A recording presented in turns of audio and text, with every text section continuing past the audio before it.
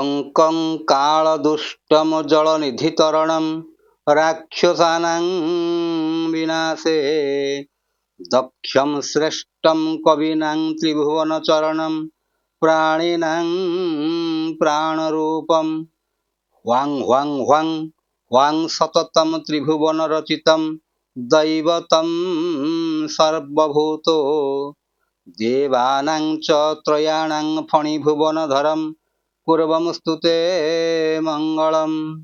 जय जगन्नाथ। ମୁଁ ଜ୍ୟୋତିର୍ବିଦ ଚନ୍ଦ୍ରଶେଖର ନାୟକ ମୋର ଚ୍ୟାନେଲ ଜ୍ୟୋତିଷର ଜାତକକୁ ଆପଣମାନଙ୍କୁ ମୋର ଅନ୍ତରର ଗଭୀରତମ ପ୍ରଦେଶରୁ ସ୍ୱାଗତ ଜଣାଉଛି। ବନ୍ଧୁଗଣ, ଆମେ ଗତ ଅଧ୍ୟାୟରେ ପଢ଼ିଥିଲେ ଯେ ପୂର୍ବା ଫାଲ୍ଗୁନୀ ନକ୍ଷତ୍ର ବିଷୟରେ ପଢ଼ିଥିଲେ। ଆଜି ଆମେ ସେହି କ୍ରମରେ ଯିବା ପାର୍ଟ 422 ଆଉ ଶୀର୍ଷକଟିର ନାଁ ହେଉଛି ଉତ୍ତରା ଫାଲ୍ଗୁନୀ ନକ୍ଷତ୍ର, ସିଂହ ରାଶି ଆଉ କନ୍ୟା ରାଶି ମଧ୍ୟ। ବନ୍ଧୁଗଣ ଦେଖନ୍ତୁ, ଏ ରାଶିଟି ଏ ନକ୍ଷତ୍ରଟି ଦୁଇଟି ରାଶିରେ ଭୋଗ ହେଉଛି। ତାହେଲେ କୋଉ ରାଶି ଦେଖନ୍ତୁ ବନ୍ଧୁଗଣ, ଆପଣମାନେ ଜାଣିଥିବେ କେତେ ବ୍ୟକ୍ତିଙ୍କର ଅଛି 12/5 ଲେଖା ହେଇଥିବ।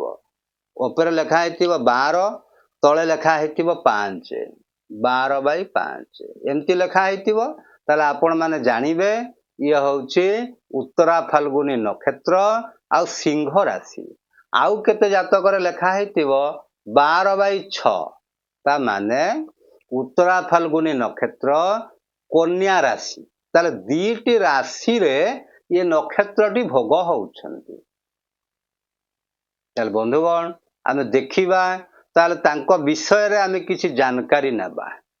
କ'ଣ ନା, ଯେଉଁମାନେ ଉତ୍ତରା ଫାଲ୍ଗୁନୀ ନକ୍ଷତ୍ରରେ ଜନ୍ମଗ୍ରହଣ କରିଥାନ୍ତି ସେମାନେ ରବି ମହାଦଶାରେ ଜନ୍ମ ହେଇଥାନ୍ତି। ଆପଣ ଏତିକି ବୁଝନ୍ତୁ, ରବି ମହାଦଶାରେ ଜନ୍ମ ହେଇଥାନ୍ତି। ଆଉ ତାଙ୍କର ରବି ମହାଦଶାଙ୍କର ସମୟ ଅବଧିଟି ହେଉଛି 6 ବର୍ଷ। ଆଉ ତାଙ୍କର ଦେବତା ହେଉଛନ୍ତି ଆର୍ଯ୍ୟମନ। ଆଉ ଆଧିପତ୍ୟ, ମୁଁ ଯେଉଁ କଥାଟି କହୁଥିଲି, ସିଂହ ରାଶିରେ କେବଳ ଗୋଟିଏ ପାଦ ରହନ୍ତି। ସିଂହ ରାଶିରେ ଗୋଟିଏ ପାଦ ରହନ୍ତି। ଆଉ 2, 3, 4 ନମ୍ବର ପାଦଟି କନ୍ୟା ରାଶିକି ପଳେଇ ଯାଇଥାଏ। ତାହେଲେ ଗୋଟିଏ ପାଦ ହେଉଛନ୍ତି ସିଂହ ରାଶିରେ, ଆଉ 3ଟି ପାଦ ହେଉଛନ୍ତି କନ୍ୟା ରାଶିରେ। ଏତିକି ଆପଣ ମନେ ରଖନ୍ତୁ। ଯେଉଁମାନେ ସିଂହ ରାଶିରେ ଜନ୍ମ, ସିଂହ ରାଶିରେ ଯେଉଁ ରହିଲେ ଉତ୍ତରା ଫାଲ୍ଗୁନୀ, ତାହେଲେ ସିଏ ଆମର ଦେହର କେଉଁ ଅଂଶ ଉପରେ ତାଙ୍କର ଆଧିପତ୍ୟ ଅଛି ନା ମେରୁଦଣ୍ଡ ଉପରେ ହିଁ ଆଧିପତ୍ୟଟି ଅଛି। ଆଉ ଯେଉଁ 2 ନମ୍ବର, 3 ନମ୍ବର, 4 ନମ୍ବର ଏଇ ଯେଉଁ କନ୍ୟା ରାଶିକି ପଳେଇ ଗଲେ, ତାହେଲେ ସିଏ ବଡି ପାର୍ଟର କେଉଁ କାହା ଉପରେ ଆଧିପତ୍ୟ ରହିବ?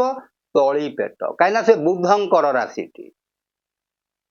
ଆଉ ଆକୃତିଟି ହେଉଛି ପଲଙ୍କର ପଛପଟ ଭଳିଆ, ପଛ ଗୋଡ଼ର ସାଇଜଟି ଯେମିତି ସେଇଭଳିଆ ଦେଖିବାକୁ ହେଉଛନ୍ତି ଆକୃତିଟି।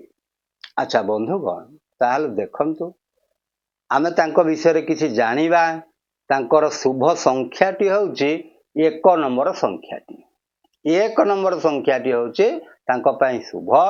ଆଉ ଅକ୍ଷର ହେଉଛି ଟି ଆଉ ପି, ତ ଆଉ ପ, ଏତିକି ମନେ ରଖନ୍ତୁ।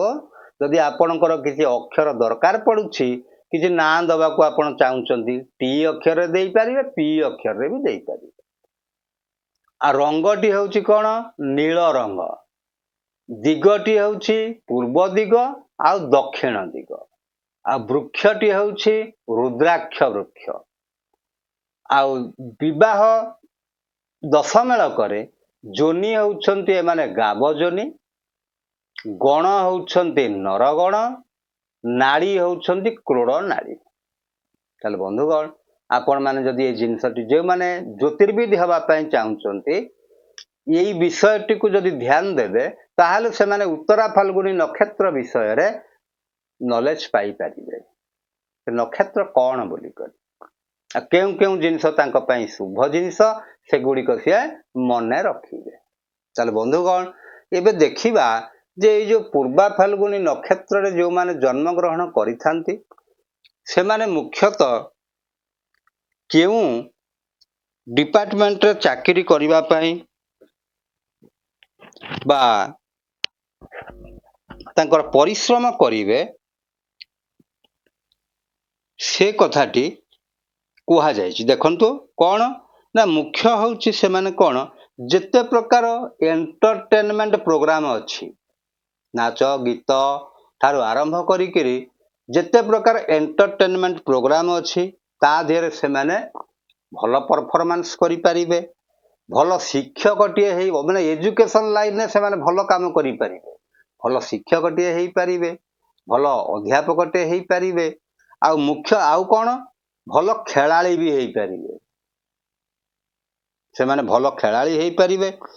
ଆଉ ମୁଖ୍ୟତଃ ଏମାନଙ୍କ ମନ ଭିତରେ ଯେଉଁମାନେ ମୁଖ୍ୟତଃ ସିଂହ ରାଶିର ଲୋକ ତାଙ୍କ ମନ ଭିତରେ କ'ଣ ଥାଏ ନା କିଛି ସେବା ମନୋବୃତ୍ତି ଥାଏ। ତେଣୁ ସେମାନେ ସମାଜ ସେବା ପ୍ରତି ବେଶୀ ଆଗ୍ରହ ପ୍ରକାଶ କରିଥାନ୍ତି। କନ୍ୟା ରାଶିର ଲୋକମାନେ ମଧ୍ୟ ସମାଜ ସେବା ପ୍ରତି ଆଗ୍ରହ ପ୍ରକାଶ କରିଥାନ୍ତି। ଆଉ ଏମାନେ ଆଉ ମୁଖ୍ୟତଃ ଯେଉଁମାନେ କନ୍ୟା ରାଶିର ଲୋକମାନେ ସେମାନେ କ'ଣ କରନ୍ତି, ଯେକୌଣସି କାର୍ଯ୍ୟ କରନ୍ତି ତ ଲୋନ୍ ନେଇକରି କାର୍ଯ୍ୟଟିଏ କରିବା ପାଇଁ ତାଙ୍କୁ ଭଲ ଲାଗେ, ଲୋନ୍ ନେଇ ସେମାନେ ସକ୍ସେସ୍ ବି ହୁଅନ୍ତି। ଆଉ ସେମାନେ ଗୋଟେ ମୋଟିଭେସନାଲ ସ୍ପିକର ଭଳି ଅନ୍ୟକୁ ବୁଝେଇବାର ଶୈଳୀ ତାଙ୍କ ପାଖରେ ଥାଏ। ଏମାନେ ମୁଖ୍ୟତଃ ବ୍ୟାଙ୍କ ଯେତିକ ଅର୍ଥ ସମ୍ବନ୍ଧୀୟ ଜିନିଷ, ବ୍ୟାଙ୍କ ଠାରୁ ଆରମ୍ଭ କରି LIC ଠୁ ଆରମ୍ଭ କରି ଯେତେ ପ୍ରକାର ଇକୋନୋମିକାଲ ସେକ୍ଟର ଅଛି ସେଥିରେ ସେମାନେ କାର୍ଯ୍ୟ କରିବା ପାଇଁ ଭଲ ପାଆନ୍ତି। ଆଉ ଭଲ ଜ୍ଞାନୀ ବି ସେମାନେ ହେଇଥାନ୍ତି, ଧାର୍ମିକ ସ୍ୱଭାବର ଲୋକ ହେଇଥାନ୍ତି, ଆଉ ରାଜକାର୍ଯ୍ୟ କରନ୍ତି ମନ ଦେଇକରି 100% ଦେଇକରି ସେମାନେ ରାଜକାର୍ଯ୍ୟ କରିବା ପାଇଁ ତାଙ୍କୁ ଭଲ ଲାଗେ। ତାହେଲେ ବନ୍ଧୁଗଣ ଏବେ ଦେଖିବା ଯେଉଁମାନେ ମୁଖ୍ୟତଃ ଉତ୍ତରା ଫାଲ୍ଗୁଣୀ ନକ୍ଷତ୍ର ସିଂହ ରାଶିରେ ଜନ୍ମଗ୍ରହଣ କରିଥାନ୍ତି। ତେଣୁ ସିଂହ ରାଶିର ଲୋକ ମୁଁ ଆଗରୁ କହିଛି ତାଙ୍କର ସ୍ୱଭାବ ସବୁ କେଉଁଭଳି, ସେମାନେ ମନୁଷ୍ୟଗଣ ହେଇଥିବାରୁ ସେମାନେ ନିଜର କର୍ମ ଉପରେ ବହୁତ ବିଶ୍ୱାସ କରିଥାନ୍ତି, ଆଉ ଭଲ ସୁନ୍ଦର ଦେହଟିଏ ବି ପାଇଥାନ୍ତି, ଆଉ ଏମାନେ ଧନବନ୍ତ ହେଇଥାନ୍ତି, ପଇସା ପତ୍ର ଆଙ୍କୁ ବେଶୀ ଅଭାବ ନଥାଏ। ଚକ୍ଷୁ ରୋଗୀ, ବେଳେବେଳେ ଆଖିରେ କିଛି ପ୍ରୋବ୍ଲେମ ଦେଖାଦିଏ କିନ୍ତୁ ଦେହଟି ସୁନ୍ଦର ଥାଏ, ମଜବୁତ ଥାଏ, ଏମାନେ ଦୟାଳୁ ସ୍ୱଭାବର ହେଇଥାନ୍ତି, ଆଉ ଗାନ୍ଧାର ବିଦ୍ୟା ଯେତେ ପ୍ରକାର କଳା ଜ୍ଞାନ ଅଛି ସେଥିରେ ମଧ୍ୟ ସେମାନେ ପ୍ରବୀଣ ହେଇଥାନ୍ତି, ରାଜପୂଜ୍ୟ ହେଇଥାନ୍ତି, ଆଉ ମାଛ ମାଂସରେ ପ୍ରିୟ ହେଇଥାନ୍ତି, ଏମାନେ ନନଭେଜ ଖାଇବା ପାଇଁ ବି ଭଲ ପାଆନ୍ତି, ଆଉ ଆରମ୍ଭବନ୍ତ ହେଇଥାନ୍ତି। ଅର୍ଥାତ୍ ଯଦି ଏକା 10ଟା ଲୋକ ଅଛନ୍ତି ଗୋଟେ କାର୍ଯ୍ୟ ଜଣେ କିଏ ଆରମ୍ଭ କଲେ ତ ଯାଇକିରି ଆଉ ଅନ୍ୟ ଲୋକ ହାତରେ ଲାଗିବେ, ତେଣୁ ସିଏ ହେଲେ ଆରମ୍ଭକାରୀ। ଆଉ ପଣ୍ଡିତ ମାନେ ମୁଖ୍ୟ ସେମାନେ ପାଠର ଗଭୀରତମ ପ୍ରଦେଶକୁ ଯାଇଥାନ୍ତି, ଆଉ ପାପ ପୁଣ୍ୟର ବିଚାର ସେମାନେ କରିଥାନ୍ତି, କୋଉ କାର୍ଯ୍ୟ କଲେ ପାପ କୋଉ କାର୍ଯ୍ୟ କଲେ ପୁଣ୍ୟ ସେ ନଲେଜଟି ତାଙ୍କର ଥାଏ। ଆଉ ଏମାନଙ୍କ ପିଛା ଶତ୍ରୁ ଲାଗନ୍ତି କିନ୍ତୁ ଶତ୍ରୁ ତାଙ୍କର କିଛି କରିପାରନ୍ତି ନାହିଁ।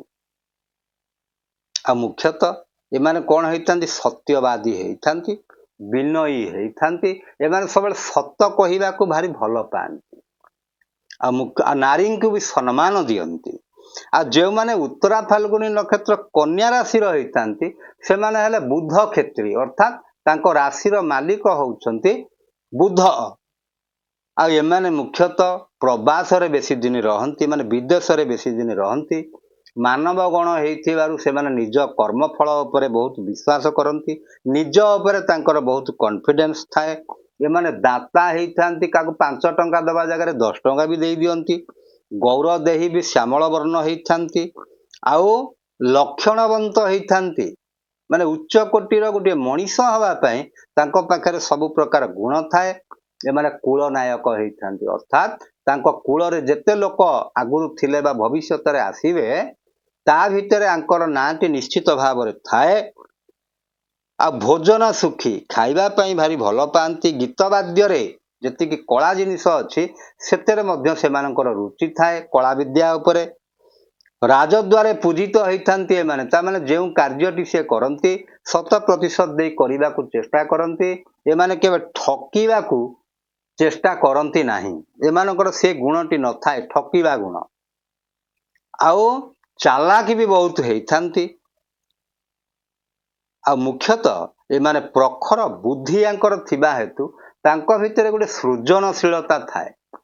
ସେମାନେ ଗୋଟେ ଜିନିଷ ତାଙ୍କୁ କ'ଣ କିଛି ଗୋଟେ 2-4ଟା ଜିନିଷ କହିଦେଲେ ସେ ସେଇଆକୁ ଭାବିକିରି ବି 10 ପଦ କହିଦେଇ ପାରିବେ ବା ଲେଖିଦେଇ ପାରିବେ। ସେଇଭଳିଆ ଗୁଣଟି ତାଙ୍କର ଥାଏ। ଅଳ୍ପାହାରୀ ହେଇଥାନ୍ତି, କିନ୍ତୁ ଖାଦ୍ୟ ପ୍ରିୟ, କିନ୍ତୁ ଅଳ୍ପାହାରୀ। ସବୁ ବେଶୀ ମାନେ ଗୁରୁ ଭୋଜନ ସେମାନେ କରନ୍ତି ନାହିଁ, ଅତ୍ୟଧିକ ଖାଇଦେବା ସେମିତି ତାଙ୍କର ନଥାଏ। ତେଣୁ ବନ୍ଧୁଗଣ ଦେଖନ୍ତୁ, ଯେଉଁମାନଙ୍କର ଏଇ ଉତ୍ତରା ଫାଲ୍ଗୁନୀ ନକ୍ଷତ୍ର ସିଂହ ରାଶି ବା କନ୍ୟା ରାଶି ହେଇଛନ୍ତି, ଆପଣମାନେ ଯଦି ଏଇ ଗୁଡ଼ିକ କଥା ମାନିବେ ବା ଜାଣିବେ ଆପଣଙ୍କ ପାଇଁ ଶୁଭଙ୍କର ହେବ। ଆଉ ତାଙ୍କର ବଦଗୁଣ ଗୋଟିଏ ହେଉଛି ଏମାନେ କ'ଣ ବୁଧଙ୍କର ରାଶି ଆଉ ସିଂହ ରାଶି ଯେଉଁଟା କନ୍ୟା ଆମର ରବି, ଏମାନେ କ'ଣ ହେଇଥାନ୍ତି କାମଟିଏ କରନ୍ତି କିନ୍ତୁ ବେଳେବେଳେ ଅଳସୁଆମୀ ହେଇଥାନ୍ତି। ତେଣୁ ସେ ଅଳସୁଆ ଗୁଣଟି ପରିତ୍ୟାଗ କଲେ ଏମାନେ ବହୁତ ଭଲ ମଣିଷଟିଏ ଭବିଷ୍ୟତରେ ହେଇପାରିବେ।